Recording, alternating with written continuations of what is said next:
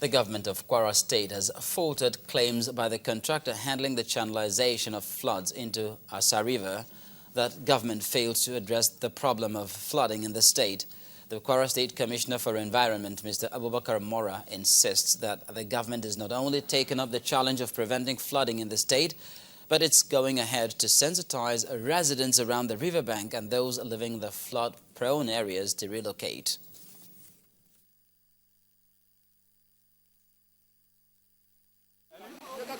Perhaps an ominous sign of things to come in the rainy season, as floodwaters from Asa River, driven by the early rains, wreaked havoc in Ilorin, the Kwara State capital.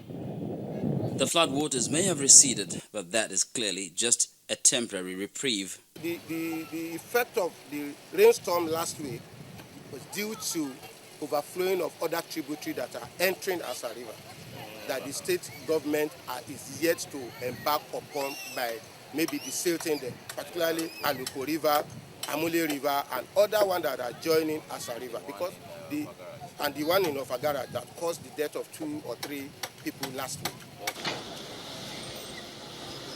Even before the flood struck, the federal government had mobilized to dredge and channel the Asa River. The contractor handling the project accuses the state government of not being proactive enough to help prevent the disaster. The federal government has come to the rescue of the state government. The state government too should complement the effort of the federal government by quickly take care of their own responsibility. And what's their responsibility? Very simple. At least talk to the town planner who gave these people permission in the first instance to build on the right of way of river. The State Commissioner for Environment, however, insists government was already working towards an effective solution to the problem. We have identified some key areas which, as a committee, we actually went into dealing with it to be able to save lives and property. Because, as you are aware, we are actually in the rainy season, and when it will rain, it will not give any notice, and we cannot quantify the volume that will fall. So we want to see that even if it rains heavily, that life and property will be saved.